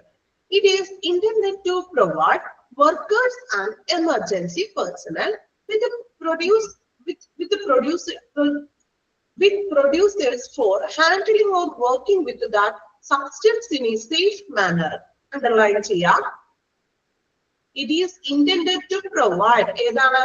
MSDS, to provide workers and emergency personnel with the procedures for handling or working with that substance in safe manner. ഇവിടെ പറയുന്നത് സുരക്ഷിതമായിട്ടുള്ള, സേഫ് ആയിട്ടുള്ള ഒരു രീതിയിൽ ഒരു സബ്സ്റ്റൻസ്, ഒരു പദാർത്ഥത്തിന് നമ്മൾ കൈകാര്യം ചെയ്യുന്നതിനോ പ്രവർത്തിക്കുന്നതിനോ ഉള്ള ഒരു പ്രൊസീജിയേഴ്സ്, ഒരു നടപടിക്രമത്തെയാണ് മെറ്റീരിയൽസ് ആണ് സേഫ്റ്റി ഡാറ്റ ഷീറ്റ് പ്രൊവൈഡ് ചെയ്യുന്നത്. നമ്മൾ പറഞ്ഞു, ഏതെങ്കിലും എക്യുപ്മെന്റ് പ്രവർത്തിപ്പിക്കാനായിരിക്കാം, അല്ലെങ്കിൽ ഏതെങ്കിലും ഒരു പദാർത്ഥം കൈകാര്യം ചെയ്യാൻ സുരക്ഷിതമായിട്ട് നമ്മൾ അത് എങ്ങനെ കൈകാര്യം ചെയ്യുന്നു. ഓക്കെ, അതാണ് ഒരു മെറ്റീരിയൽസ് സേഫ്റ്റി ഡാറ്റ ഷീറ്റിൽ ഇൻക്ലൂഡ് ചെയ്യുന്നത്. സേഫ് ആയിട്ട് നമുക്ക് അതിനെ എങ്ങനെ ഉപയോഗിക്കാം. ഓക്കെ, അതൊരു സബ്സ്റ്റൻസ് ആയിക്കൊള്ളട്ടെ, അല്ലെങ്കിൽ ഒരു എക്യുപ്മെന്റ് ആകാം, എന്ത് വേണമെങ്കിലും ആകാം, അതിനെ എങ്ങനെയാണ് നമുക്ക് സേഫ് ആയിട്ട് കൈകാര്യം എന്ന് പറഞ്ഞ ഒരു യൂസർ മാനുവൽ പോലെ. Okay, includes information such as physical data storage, disposal, protective equipment and spill handling procedures. കണ്ടോ, എന്തൊക്കെയാണ് അതിൽ ഇൻക്ലൂഡ് ചെയ്യുന്നത്? ഇൻഫോർമേഷൻ, ഫിസിക്കൽ ഡാറ്റ സ്റ്റോറേജ് അല്ലെ, അതായത് വിവരങ്ങളൊക്കെ എല്ലാം രേഖപ്പെടുത്തുന്നത്. അതുപോലെ തന്നെ ഡിസ്പോസൽ, എങ്ങനെയാണ് ഡിസ്പോസൽ കൈകാര്യം ചെയ്യേണ്ടത്, വേസ്റ്റുകൾ ഡിസ്പോസൽ എങ്ങനെയാണ്. എക്യുപ്മെന്റ്സ്, പ്രൊട്ടക്റ്റീവ് എക്യുപ്മെന്റ് നമുക്ക് സേഫ് ആയിട്ട് എങ്ങനെ നമുക്ക് യൂസ് ചെയ്യാം. സ്പിൽ ഹാൻഡിലിംഗ്, സ്പില്ലേജ് അങ്ങനെയുള്ളതൊക്കെ എങ്ങനെയാണ് ഹാൻഡിൽ ചെയ്യേണ്ടത്. സേഫ് ആയിട്ട് സുരക്ഷിതമായിട്ട് എന്തെങ്കിലും ഒരു പദാർത്ഥമായിക്കൊള്ളട്ടെ, അല്ലെങ്കിൽ നമ്മൾ ഇൻക്ലൂഡ് ചെയ്യുന്ന കാര്യങ്ങൾ അല്ലെ, അതിനെ എങ്ങനെയാണ് നമ്മൾ സേഫ് ആയിട്ട് ഹാൻഡിൽ ചെയ്യുന്നതിനായിട്ടുള്ള യൂസർ മാനുവൽ പോലെ തന്നെയാണ് material safety data sheet, MSDS എന്ന് പറയുന്നത്. ക്ലിയർ ആണോ? നമ്മൾ ഓൾറെഡി പഠിച്ചിട്ടുണ്ട് ഇതെല്ലാം അല്ലേ? നമ്മൾ പല ചാപ്റ്ററിലും MSDS നിങ്ങൾ പഠിച്ചിട്ടുണ്ടാകും. ഓക്കെ, വായിച്ചു നോക്കാം കേട്ടോ. ഇത്രയും ഒന്ന് വായിച്ചേ. ലിസ്റ്റ് ഓഫ് ഹസാർഡ് മെറ്റീരിയലും MSDS കൂടി ഒന്ന് വായിക്കാം കേട്ടോ.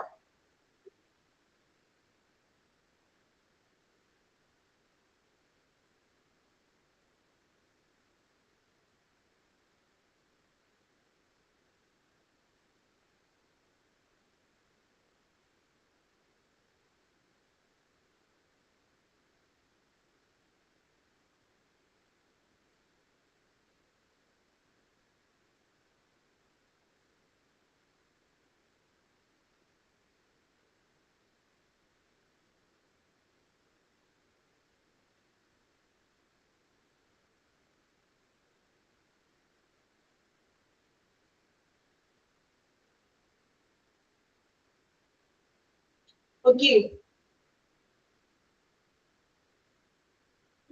കംപ്ലീറ്റ് ചെയ്തില്ലേ? ഇനി നെക്സ്റ്റ് നോക്കാം, എംപ്ലോയി ട്രെയിനിങ് നോക്കാം. The induction program, which is organized for the new employees, consists of all the hazards communication procedures. Employee training എന്ന് പറഞ്ഞാൽ എന്താണ്? എംപ്ലോയിയുടെ ഇൻഡക്ഷൻ പ്രോഗ്രാം എന്ന് പറഞ്ഞാൽ പുതിയതായിട്ട് ഇപ്പൊ ജോയിൻ ചെയ്യും. ഇപ്പൊ നമ്മൾ ഏതെങ്കിലും ഒരു കമ്പനിയിൽ നിങ്ങൾ പുതിയതായിട്ട് ജോയിൻ ചെയ്യുമ്പോൾ ചിലപ്പോൾ ഒരു 1 വീക്കോളം നിങ്ങൾക്ക് ട്രെയിനിങ് ആയിരിക്കും, അല്ലെങ്കിൽ 1 മന്ത് ട്രെയിനിങ് ഒക്കെ ആയിരിക്കും. അങ്ങനെ നമുക്ക് ന്യൂ എംപ്ലോയേഴ്സിന് നമ്മൾ കൊടുക്കുന്ന ട്രെയിനിങ്ങിനെയാണ് ഇൻഡക്ഷൻ പ്രോഗ്രാം എന്ന് വിളിക്കുന്നത്. സോ പുതിയൊരു സ്റ്റാഫിന് വേണ്ടിയിട്ട് നമ്മൾ സംഘടിപ്പിക്കുന്നു, ട്രെയിനിങ്ങുകൾ കൊടുക്കുന്നു. Consist of all Hazard communication procedures, അതിൽ ഇതുപോലെയുള്ള എല്ലാ അപകട സാധ്യതകളെ കുറിച്ചും ഹസാർഡ് കമ്മ്യൂണിക്കേഷനെ ഉൾപ്പെടുന്നത്. എങ്ങനെയാണ് നിങ്ങൾ വർക്ക് ചെയ്യുന്നത്, സുരക്ഷിതമായിട്ട് അത് എങ്ങനെ വർക്ക് ചെയ്യണം, അല്ലെ? അങ്ങനെയുള്ളൊരു ഹസാർഡ് കമ്മ്യൂണിക്കേഷനും ഈ ഒരു ട്രെയിനിങ് സെക്ഷനിൽ നൽകുന്നുണ്ട് എംപ്ലോയീസിന്. Then next one, hazard waste. Hazard waste നമ്മൾ പഠിച്ചതാണ്. നോക്കാം, hazard waste is generated at hospitals. Underline ചെയ്യാം കേട്ടോ. ഹസാർഡ് വേസ്റ്റ് ജനറേറ്റ് ചെയ്യുന്നത് ഹോസ്പിറ്റൽസ് ബൈ ബ്ലഡ് സ്പിൽ. എവിടെ നിന്നൊക്കെയാണ്? Blood spill, human infected parts, infected waste generated from wards, OT etcetera. OT എന്ന് പറഞ്ഞാൽ ഓപ്പറേഷൻ തിയേറ്ററിൽ നിന്നും പാർട്സിൽ നിന്നും ജനറേറ്റ് ചെയ്യുന്ന ഇൻഫെക്ഷൻ ആയിട്ടുള്ള വേസ്റ്റുകള്, ഹ്യൂമൻ ഇൻഫെക്റ്റഡ് ആയിട്ടുള്ള പാർട്സുകള്, ദെൻ ബ്ലഡിന്റെ അംശങ്ങള്, ബ്ലഡ് സ്പിൽസ്. ഹോസ്പിറ്റലിൽ നിന്നാണ് ഹസാർഡ് വേസ്റ്റ് ജനറേറ്റ് ചെയ്യുന്നത്. അത് ഫുൾ ആയിട്ടൊന്ന് അണ്ടർലൈൻ ചെയ്തേക്കും കേട്ടോ. പിന്നെ ഹോസ്പിറ്റലിൽ നിന്നും ഏതെല്ലാം രീതിയിൽ നിന്നാണ് നമുക്ക് ഹസാർഡ് വേസ്റ്റ് വരുന്നത്? Body parts, infected wards, OT എന്നൊക്കെ അണ്ടർലൈൻ ചെയ്തേക്കാം. Okay, then prevention. ഇനി ഇതിനെയെല്ലാം നമുക്ക് എങ്ങനെ പ്രിവെന്റ് ചെയ്യാം? Biomedical waste management rules are followed to prevent hazards from biomedical waste. അല്ലെ? ബയോമെഡിക്കൽ വേസ്റ്റ് മാനേജ്മെന്റ് റൂൾസ് കൃത്യമായിട്ട് അത് പാലിക്കുക. നമ്മൾ കൃത്യമായിട്ട് ആ ഒരു ടേബിൾ പഠിച്ചു നോക്കുന്നുണ്ടോ? ഓർമ്മയുണ്ടോ? 10 കാറ്റഗറി ആയിട്ട് തിരിച്ചിട്ടുണ്ട്. ഓരോ കാറ്റഗറിയുടെ ടൈപ്പ്, ദെൻ നമ്മൾ ഏത് ടൈപ്പ് ഓഫ് കളർ കോഡ് കണ്ടെയ്നറിൽ നിക്ഷേപിക്കണം, ഏത് രീതിയിലാണ് അതിന് ഡിസ്പോസൽ ചെയ്യേണ്ടത്. പഠിച്ചോ? അന്ന് എടുത്തപ്പോ ആ ടൈമില് പച്ചവെള്ളം പോലെ പഠിക്കാൻ പറഞ്ഞതാണ്. ഓക്കെ, പഠിച്ചെല്ലാവരും? അപ്പൊ അത് ആ ഒരു അതനുസരിച്ചിട്ട് എന്താ ചെയ്യാ, കൈകാര്യം ചെയ്യുക, കൃത്യമായിട്ട് അത് പാലിക്കുക. ദെൻ ഡിസാസ്റ്റർ പ്ലാനിങ് നോക്കാം. Disaster and fire exit plan. അതുപോലെ തന്നെ ഇപ്പൊ ദുരന്ത നിവാരണമൊക്കെ ഉണ്ടെങ്കിൽ അങ്ങനെയുള്ള പ്ലാൻ ചെയ്യുക. ഫയർ എക്സിറ്റ് പ്ലാൻ, ഇപ്പൊ അപകടങ്ങളൊക്കെ പെട്ടെന്ന് വരികയാണെങ്കിൽ നമുക്ക് ഫയർ എക്സിറ്റ് പ്ലാൻ ഉണ്ടെങ്കിൽ ഫയർ എക്സ്റ്റിംഗ്വിഷർ, അങ്ങനെയുള്ള പെട്ടെന്ന് തന്നെ അപകടങ്ങൾ നമുക്ക് പ്രിവെന്റ് ചെയ്യാനായിട്ടുള്ള മാർഗങ്ങൾ നോക്കണം. Then risk management. അടുത്തത് റിസ്ക് മാനേജ്മെന്റ് ആണ്. Risk management as it applies to medical equipments and its safe use. Risk management apply ചെയ്യുന്നത് മെഡിക്കൽ എക്യുപ്മെന്റ്സിന്റെയും അതിന്റെ സേഫ് ആയിട്ടുള്ള ഉപയോഗത്തിലുമാണ്. Risk management committee is formed to address the risk in the hospital. അപ്പൊ ഹോസ്പിറ്റലിൽ ഒരു risk management committee ഉണ്ട്. ഒരു ഹോസ്പിറ്റലിൽ ഇപ്പൊ നിങ്ങൾ അറിയാം, പുതിയ കുറെ കമ്മിറ്റികൾ നമ്മൾ പഠിച്ചില്ലേ? അപ്പൊ ഒരു ഹസാർഡ് കമ്മ്യൂണിക്കേഷൻ ഒരു കമ്മിറ്റി ഉണ്ട്. അപ്പൊ അവിടെ അപകടങ്ങളെ ഒഴിവാക്കാനെങ്കിൽ നമുക്ക് പ്രതിരോധിക്കാമെന്നൊക്കെയാണ് പറയുന്നത്. അതുപോലെ തന്നെയാണ് ഇവിടെ റിസ്ക് മാനേജ്മെന്റ് കമ്മിറ്റി എന്ന് പറയുന്നത് ഹോസ്പിറ്റലിൽ. അതായത് എക്യുപ്മെന്റ്സ് ഒക്കെ പ്രോപ്പർ ആയിട്ട് ഉപയോഗിക്കാനും സുരക്ഷിതമാക്കാനൊക്കെ വേണ്ടിയിട്ടുള്ളതാണ് ഇത് റിസ്ക് മാനേജ്മെന്റ് കമ്മിറ്റി എന്ന് പറയുന്നത്. The committee analyzes, കമ്മിറ്റി എന്തൊക്കെയാണ് അനലൈസ് ചെയ്യുന്നത്? The risk incidents in the hospital and implement safe practices. അല്ലെ? അപകടങ്ങൾ എങ്ങനെയൊക്കെയാണ് തിരിച്ചറിയുന്നു, then implement safe practices. അതായത് എന്താണ്? മെഡിക്കൽ എക്യുപ്മെന്റിന്റെ സുരക്ഷ അതിനകത്ത് ഇൻക്ലൂഡഡ് ആണ്. അതുപോലെ തന്നെ നമ്മള് ഇൻസിഡൻസുകൾ, ഇതിലുള്ള അപകടങ്ങൾ തടയാനായിട്ട് സുരക്ഷിതമായിട്ടുള്ള രീതിയിൽ പുതിയ പുതിയ ആശയങ്ങൾക്ക് നടപ്പാക്കാം. അതിന് തടയാനായിട്ടുള്ള പ്രതിരോധ മാർഗങ്ങൾ ഇംപ്ലിമെന്റേഷൻസ് കൊണ്ടുവരും. റിസ്ക് മാനേജ്മെന്റിൽ പറയുന്നത് അതായത് അപകടങ്ങൾ ഒഴിവാക്കാനായിട്ട് പുതിയ നടപടികൾ സ്വീകരിക്കുന്ന ഒരു കമ്മിറ്റി. വായിച്ചു നോക്കുക കേട്ടോ. എവിടെ തുടങ്ങി ഇറങ്ങി വായിക്കുന്നത്? നമ്മള് എംപ്ലോയി ട്രെയിനിങ് തുടങ്ങിയല്ലേ? വായിച്ചു നോക്കുക കേട്ടോ.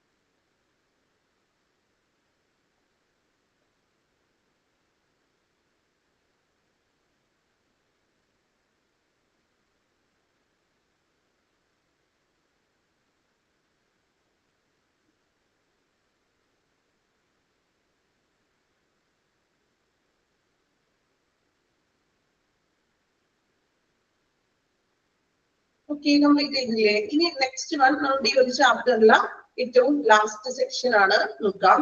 Special safety measures four patient. For the safety of patients and their relatives, hospital follows the following safety measures.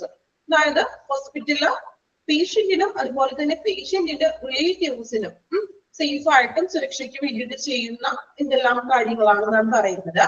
നോക്കാം. Safety belts and railings for beds and wheel ചെയറിലും ബെഡിലൊക്കെ നമ്മൾ സേഫ് ആയിട്ട് ബെൽറ്റ് ഒക്കെ ധരിക്കാനും അതുപോലെ തന്നെ റെയിൽസ് നമ്മൾ പറഞ്ഞില്ലേ, ബെഡിൽ നിന്നും വീഴാനൊക്കെ നോക്കുന്ന ബെഡ് റെയിൽസുകൾ, അതൊക്കെ സുരക്ഷിതമാക്കാം.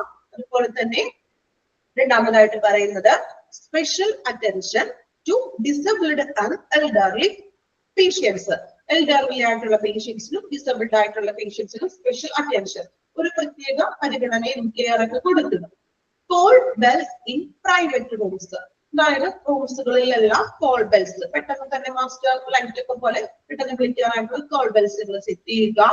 Universal precaution in HIV positive and communicable diseases patients. Universal precautions കൊടുക്കാണ്. അതായത് ഇപ്പോ പകർച്ചവ്യാധികളായിട്ടുള്ള HIV അതുപോലെ തന്നെ കമ്മ്യൂണിക്കബിൾ ഡിസീസ് ഒക്കെ ഉള്ള പേഷ്യൻസിനാണെങ്കിൽ അവർക്ക് അസുഖം സ്പ്രെഡ് ആവാതിരിക്കാൻ വേണ്ടിയിട്ടുള്ള മുൻകരുതലുകൾ കൊടുക്കാണ്. അല്ലെ? ഐസൊലേഷൻ കൊടുക്കാം. അല്ലെ? നമുക്ക് ഐസൊലേഷനിലൊക്കെ ആക്കുന്നതാണ്. കോവിഡ് ഒക്കെ ഉള്ള പേഷ്യൻസും അതുപോലെ HIV അങ്ങനെ പെട്ടെന്ന് പകരാനായിട്ട് ചാൻസ് ഉള്ള അസുഖങ്ങളൊക്കെ വരുമ്പോൾ എന്ത് ചെയ്യുക, അവർക്ക് കുറച്ചും കൂടി നമുക്ക് മറ്റുള്ളവരിലേക്ക് അത് സ്പ്രെഡ് ആവാതിരിക്കാനായിട്ട് വേണ്ടിയിട്ട് നമ്മൾ എന്ത് ചെയ്യുക, പ്രിക്കോഷൻസുകൾ എടുക്കുക.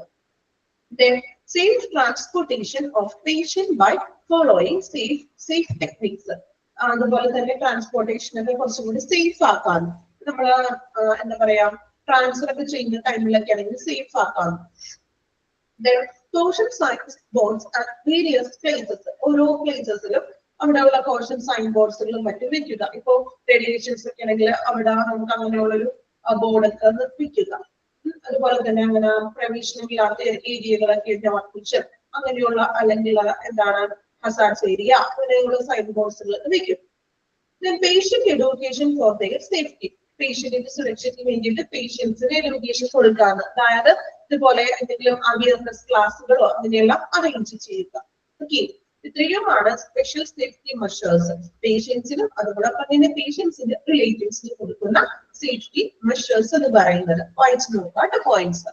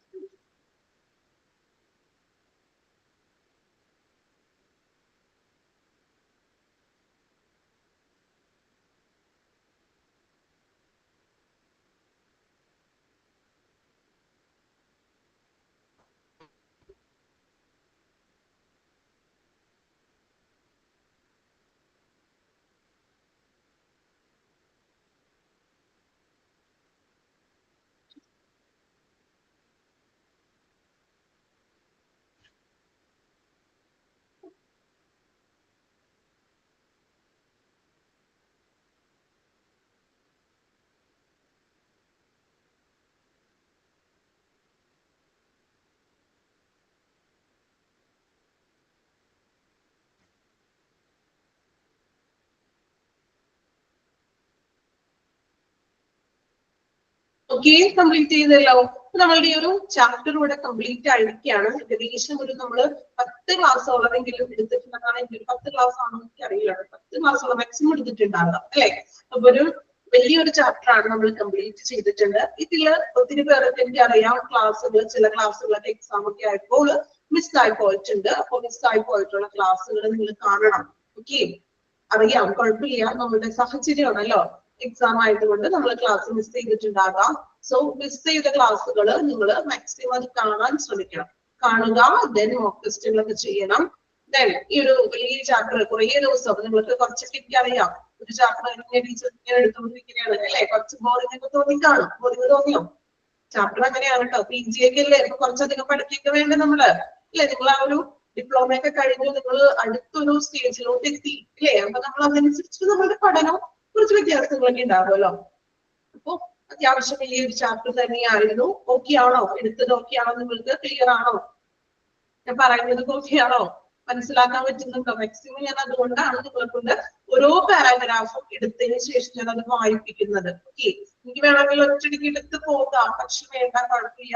നിങ്ങൾ അത് വായിച്ചു നോക്കിയിട്ട് നിങ്ങൾക്ക് ഓക്കെ ആണോ എന്ന് അറിഞ്ഞിട്ടാണ് ഞാൻ നെക്സ്റ്റ് പാരാഗ്രാഫ് സ്റ്റാർട്ട് ചെയ്യുന്നത്.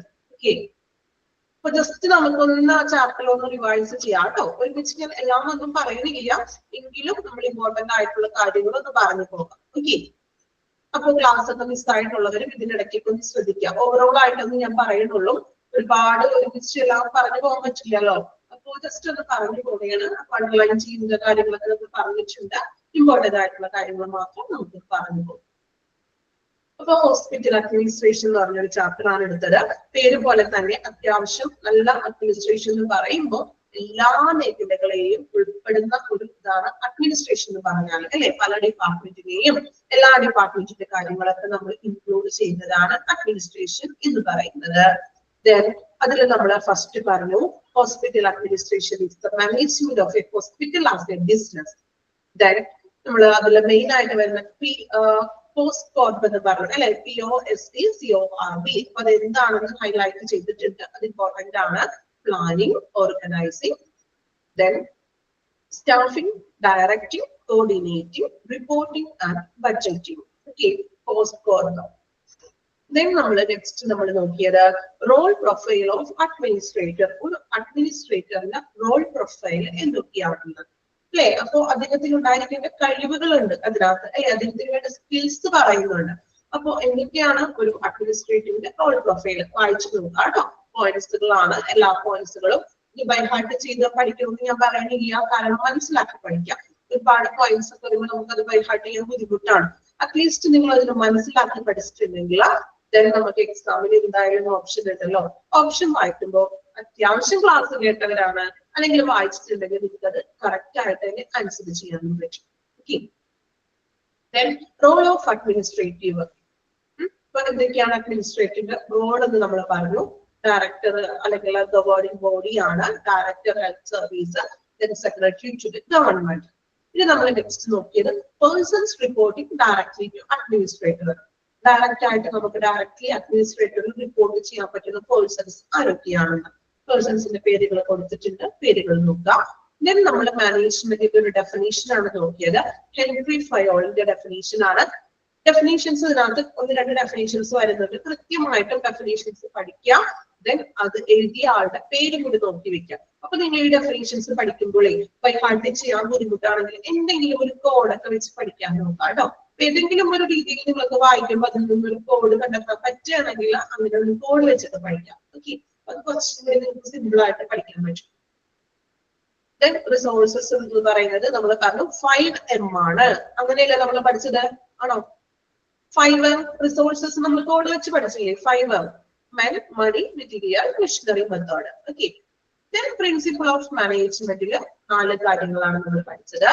Unity of command, span of control, homogeneous assignment, delegation of authority. Then functions of management important ആണ്. എന്തൊക്കെയാണ് ഫങ്ഷൻസ് നമ്മൾ പഠിച്ചു. അപ്പൊ പോയിന്റ്സ് ഇമ്പോർട്ടന്റ് ആണ്. ദെൻ ഓരോ പോയിന്റിനെയാണ് വീണ്ടും നമ്മൾ എക്സ്പ്ലനേഷൻ ചെയ്യുന്നത്. പ്ലാനിങ്ങിൽ നമ്മൾ പ്ലാനിങ്ങിന്റെ ഡെഫിനേഷൻ 2 പേരുടെ ഡെഫിനേഷൻ ഉണ്ട്. സോ 2 ഡെഫിനേഷൻസും പഠിച്ചു വെക്കാം. ദെൻ ഗുഡ് പ്ലാനിങ്ങിന് വേണ്ട ആവശ്യമായിട്ടുള്ള കാര്യങ്ങൾ എന്തൊക്കെയാണ്? ദെൻ ടൈപ്സ് ഓഫ് പ്ലാനിങ്, അത് ടൈം പീരീഡ്, അപ്രോച്ച്, അതിന്റെ സബ് പോയിന്റ്സുകൾ വായിച്ചു നോക്കണം.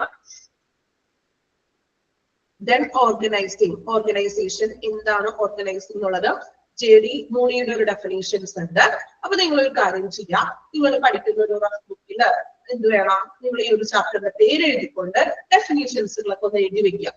ഓക്കെ, മെയിൻ ആയിട്ട് നമുക്ക് കുറെ ഡെഫിനേഷൻസ് വരുന്നുണ്ടല്ലോ, അപ്പോ ഡെഫിനേഷൻസുകൾ മാത്രം ഒന്ന് എഴുതി വെക്കാം. ഓക്കെ, സമയം പറ്റുന്നത് പോലെ, എല്ലാവരോടും ഞാൻ നിർബന്ധം പറയണില്ല, പറ്റുന്ന പോലെ ഒന്ന് എഴുതി വെച്ചാൽ കുറച്ചും കൂടി നല്ലതായിരിക്കും. ഓക്കെ, നമ്മൾ ഇങ്ങനെ ഈ ടെക്സ്റ്റ് പഠിക്കുന്നതിലും നമുക്ക് അങ്ങനെ എഴുതി വെക്കുമ്പോഴേ കുറച്ചും നമുക്ക് ആ ഒരു എക്സാമിന്റെ ടൈം ആകുമ്പോഴും നിങ്ങൾക്ക് എക്സാമിന്റെ ആ ദിവസം തന്നെ ഒന്ന് മറിച്ച് നോക്കാനൊക്കെ പറ്റുമല്ലോ. അപ്പൊ ഡെഫിനേഷൻസ് എഴുതി വെക്കാം. ദെൻ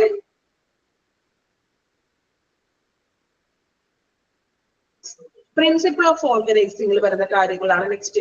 വീണ്ടും നമ്മൾ സബ് പോയിന്റ്സുകളായിട്ട് പറഞ്ഞിരിക്കുകയാണ് കേട്ടോ. ദെൻ സ്റ്റാഫിംഗ്, സ്റ്റാഫിങ്ങിനെ കുറിച്ച് കണ്ടോ, കോൺസ് ആൻഡ് ഡൊമൈനിന്റെ ഡെഫിനിഷൻ വീണ്ടും റിപ്പീറ്റ് ചെയ്യുന്നുണ്ട്. അപ്പോൾ ഡെഫിനിഷൻസ് നിങ്ങൾ എഴുതി വെക്കണം. ദെൻ വീണ്ടും നെക്സ്റ്റ് വരുന്നത് റിക്രൂട്ട്മെന്റ്, സെലക്ഷൻ, പ്ലേസ്മെന്റ്. മൂന്നും ഓരോന്നും എന്താണെന്ന് പ്രത്യേകം പറഞ്ഞിട്ടുണ്ട്, അതെടുത്ത് പഠിക്കുക. ദെൻ റെമ്യൂണറേഷൻ എന്താണെന്ന് പഠിക്കണം. ദെൻ പ്രൊമോഷൻ, ട്രാൻസ്ഫർ, ഇതൊക്കെ നമുക്ക് അറിയാവുന്ന കാര്യങ്ങളാണല്ലോ, ജസ്റ്റ് വായിച്ചാൽ തന്നെ നിങ്ങൾക്ക് മനസ്സിലാകുന്ന രീതിയാണ്. ദെൻ കൺട്രോളിങ്, വീണ്ടും ഒരു ഡെഫിനേഷൻ. കണ്ടോ, ഈ ഒരു ചാപ്റ്ററിൽ തന്നെ ഒത്തിരി ഡെഫിനേഷൻസ് ഉണ്ട്. ഓക്കെ, ഡെഫിനേഷൻസ് നിങ്ങൾ നോട്ട്ബുക്കിൽ എഴുതി വെച്ച് പഠിക്കാൻ ശ്രമിക്കണം, മറന്നു പോകരുത്. സമയം കിട്ടുന്നത് പോലെ ഒന്ന് ഡെഫിനേഷൻസ് മാത്രം എഴുതിയാൽ മതി, വേറെ ഒരു എക്സ്ട്രാ നോട്ട് നമ്മൾ കരുതില്ല. Okay, hospital അഡ്മിനിസ്ട്രേഷന്റെ ആക്ടിവിറ്റീസുകളാണ്. അത് കഴിഞ്ഞിട്ട് നമ്മൾ അഡ്മിനിസ്ട്രേറ്റീവ് നേരിടുന്ന ചലഞ്ചസുകൾ ഉണ്ട്, അത് നോക്കുക. എലമെന്റ്സ് ഓഫ് മാനേജ്മെന്റ്, എന്തൊക്കെയാണ് ഒരു മാനേജ്മെന്റിന്റെ എലമെന്റ്സുകൾ. ദെൻ ഹ്യൂമൻ റിസോഴ്സ് പ്ലാനിങ്ങിൽ നമ്മൾ എന്തെല്ലാം കാര്യങ്ങളാണ്. വീണ്ടും സെലക്ഷനെ കുറിച്ച് പറയുന്നുണ്ട്. ദെൻ സെലക്ഷനിലെ ഓരോ സ്റ്റെപ്പുകൾ അല്ലെങ്കിൽ സെലക്ഷൻ പ്രോസസ്സുകളാണ് പറയുന്നത്. ഇന്റർവ്യൂ കാര്യങ്ങൾ ഇതൊക്കെ നമ്മൾ ഓൾറെഡി പഠിച്ചു കഴിഞ്ഞതാണ്. ഇതൊക്കെ നമുക്ക് പെട്ടെന്ന് വായിച്ചാൽ നിങ്ങൾക്ക് ഒറ്റ വായിക്കലിന് മനസ്സിലാകും. ബഡ്ജറ്റ് നോക്കണം, 2 ടൈപ്പ് ബഡ്ജറ്റ് ഉണ്ട്, ഡെവലപ്മെന്റൽ ബഡ്ജറ്റും നോൺ ഡെവലപ്മെന്റൽ ബഡ്ജറ്റും. അപ്പോൾ 2 ബഡ്ജറ്റുകളും കൃത്യമായിട്ട് നോക്കുക. ദെൻ എന്തൊക്കെയാണ് ഒരു ബഡ്ജറ്റിന്റെ ടൂൾസ്, ബഡ്ജറ്റ് നമ്മൾ കണക്കാക്കുന്നതിനുള്ള ടൂൾസുകൾ നോക്കുക. ദെൻ നെക്സ്റ്റ് മെറ്റീരിയൽ മാനേജ്മെന്റ്, എന്തൊക്കെയാണ് ഇൻക്ലൂഡ് ചെയ്യുന്നത്. ദെൻ ബെറ്റർ മാനേജ്മെന്റിനുള്ള 6 സ്റ്റെപ്പുകൾ, 6 വഴികൾ എന്തൊക്കെയാണ്. ദെൻ നെക്സ്റ്റ് ഫെസിലിറ്റി മാനേജ്മെന്റ് ആണ് നോക്കിയത്. എന്താണ് ഫെസിലിറ്റി മാനേജ്മെന്റ് എന്ന് പഠിച്ചിരിക്കണം.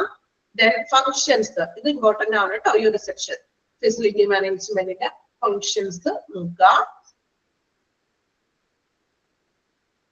ദെൻ ഫെസിലിറ്റി മാനേജ്മെന്റ് സേഫ്റ്റി പറയുന്നുണ്ട്. പേഴ്സണൽ, ഇത് ഇമ്പോർട്ടന്റ് ആണ് കേട്ടോ.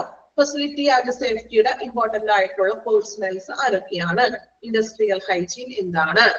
നെക്സ്റ്റ് വൺ എഞ്ചിനീയറിംഗ് കൺട്രോൾ, എന്താണ് എഞ്ചിനീയറിംഗ് കൺട്രോൾ എന്ന് ജസ്റ്റ് ഒന്ന് നോക്കാം. പിന്നെ അഡ്മിനിസ്ട്രേറ്റീവ് കൺട്രോളും ഒന്ന് വായിച്ചു നോക്കാം. അതൊക്കെ ഒന്ന് വായിച്ച് നമ്മൾ തന്നെ സ്വയം എന്താ പറയാ മനസ്സിലാക്കി പഠിക്കേണ്ട ഏരിയകളാണ് കേട്ടോ. പിന്നെ നമ്മൾ ഇന്നെടുത്ത കഴിഞ്ഞ ക്ലാസ്സിലായിട്ട് എടുത്തിട്ടുള്ള ജോബ് ഹസാർഡ്സുകൾ. അപ്പോൾ ജോബ് ഹസാർഡ്സിൽ മെയിൻ ആയിട്ട് നമ്മൾ പറഞ്ഞു കെമിക്കൽ ഹസാർഡ്സ്, ബയോളജിക്കൽ ഹസാർഡ്സ്, അതുപോലെ തന്നെ എന്തൊക്കെയാണ് ഫിസിക്കൽ ഹസാർഡ്സ് വരുന്നുണ്ട്. അതിനകത്ത് തന്നെ 3 ഇമ്പോർട്ടന്റ് ആണ്. ഡിസ്റ്റൻസ് എന്താണെന്ന് നോക്കുക, ഷീൽഡിങ്, ബാഡ്ജസ് ഇമ്പോർട്ടന്റ് ആണ്. ദെൻ നമ്മൾ ഇന്നെടുത്ത എർഗോണമിക് ഹസാർഡ്സ്, എന്തൊക്കെയാണ് എർഗോണമിക് ഹസാർഡ്സിൽ ഇൻക്ലൂഡ് ചെയ്യുന്നത്. ദെൻ അതിനെ നമുക്ക് പ്രതിരോധിക്കാനായിട്ടുള്ള പ്രിവെന്റേഷൻസ്, എർഗോണമിക് ഹസാർഡ്സിന്റെ പ്രിവെന്റേഷൻസ് നോക്കുക. Then responsibility of management in safety program, 4 responsibility ആണ് നമ്മൾ സേഫ്റ്റി പ്രോഗ്രാമിന്റെ റെസ്പോൺസിബിലിറ്റി പറഞ്ഞത്. മാനേജ്മെന്റിന്റെ കമ്മിറ്റ്മെന്റ് ഉണ്ടായിരിക്കുക. അതുപോലെ തന്നെ എന്താണ് എംപ്ലോയി ഇൻവോൾവ്മെന്റ് വേണം. വർക്ക് സൈറ്റ് അനാലിസിസ് ഉണ്ടായിരിക്കുക. Then hazard prevention and controls, safety and health training വേണം. ദെൻ ഹസാർഡ് കമ്മ്യൂണിക്കേഷൻ, എന്താണ് ഹസാർഡ് കമ്മ്യൂണിക്കേഷൻ എന്ന് പറഞ്ഞത്. നമ്മൾ പറഞ്ഞു രാസപരമായിട്ടുള്ള വസ്തുക്കൾ ഉപയോഗിക്കുമ്പോഴും മറ്റും അപകട സാധ്യതകളെ കുറിച്ചിട്ടുള്ള ഒരു ട്രാൻസ്മിഷൻ, കൈമാറ്റം കൊടുക്കുന്നു. ദെൻ വേസ്റ്റും നമ്മൾ ഹസാർഡ്സ് പറഞ്ഞത് alcohol, acid, hypochloride solutions. Then container ലേബലിംഗിൽ ഡ്രഗ്സും സ്പിരിറ്റും അങ്ങനെയുള്ള കാര്യങ്ങൾ. ദെൻ MSDS പറഞ്ഞു അല്ലെ, ഒരു പദാർത്ഥം കൈകാര്യം ചെയ്യാനോ അല്ലെങ്കിൽ ഡിസ്പോസൽ, പ്രൊട്ടക്റ്റീവ് എക്വിപ്മെന്റ് ഇതെല്ലാം സേഫ് ആയിട്ട് കൈകാര്യം ചെയ്യുന്നതിന് വേണ്ടിയിട്ടുള്ളതാണ് MSDS. ദെൻ എംപ്ലോയി ട്രെയിനിങ്, പുതിയൊരു ജോലിയിൽ പ്രവേശിക്കുമ്പോൾ എംപ്ലോയീസിന് ട്രെയിനിങ് കൊടുക്കുന്നത്.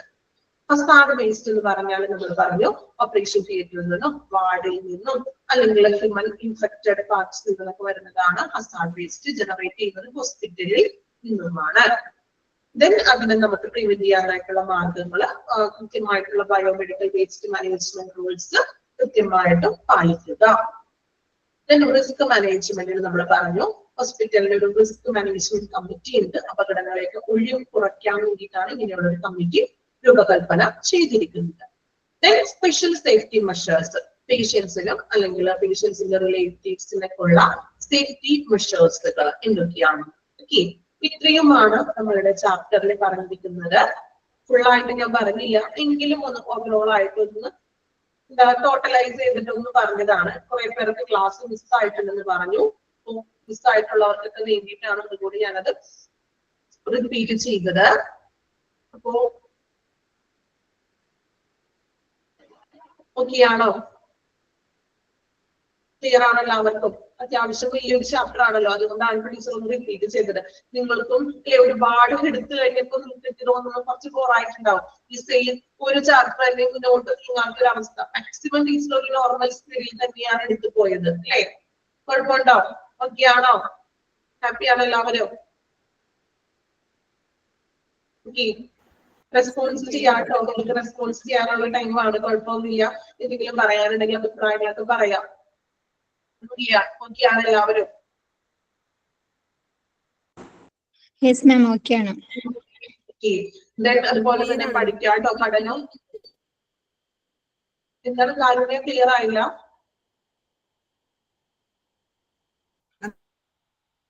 കാരണം എന്തെങ്കിലും പറഞ്ഞായിരുന്നോ? ക്ലിയർ ആയില്ല. നന്നായിട്ട് മനസ്സിലായിട്ടുണ്ട്. ഓക്കെ, അപ്പൊ നന്നായിട്ട് പഠിക്കാട്ടോ. അതനുസരിച്ചിട്ട് അത്യാവശ്യം എഫേർട്ട് എടുത്ത് പഠിക്കേണ്ട ഏരിയകളൊക്കെയാണ്. നിങ്ങളുടെ എക്സാംസും കാര്യങ്ങളൊക്കെ കഴിഞ്ഞവരാണെങ്കിൽ നമുക്ക് നമ്മളുടെ ആ ഒരു എന്താ പറയാ റെഗുലറായിട്ട് തന്നെ പഠിച്ചു പോകുക കേട്ടോ. ഓരോ ദിവസം എടുക്കുന്നത് റെഗുലറായിട്ട് തന്നെ പഠിച്ചു പോവുക. കൃത്യമായിട്ട് മറ്റു 8th തോന്നുന്നു അല്ലെ? അതിന് എക്സാം കഴിഞ്ഞിട്ടില്ലാലോ 8th? ഇല്ല, നാളെ തുടങ്ങും. നാളെ തുടങ്ങുള്ളൂ.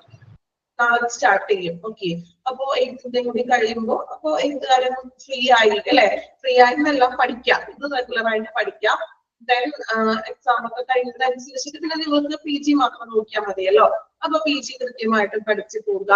നന്നായിട്ട് ക്ലാസ് ഒക്കെ അറ്റൻഡ് ചെയ്യാൻ ശ്രമിക്കുക. കുഴപ്പമില്ല, മിസ്സായി പോയാൽ റെക്കോർഡ് ക്ലാസ് കാണാം. ഓക്കെ, നമ്മൾ ക്ലാസ് കണ്ടില്ലെങ്കിൽ പിന്നെ നമുക്ക് ആ ഒരു കണ്ടിന്യൂഷൻ കിട്ടില്ലല്ലോ. അപ്പോ നമുക്ക് ഏതെങ്കിലും സാഹചര്യത്തിൽ നിങ്ങൾക്ക് ക്ലാസ് മിസ്സായിട്ട് പോകും.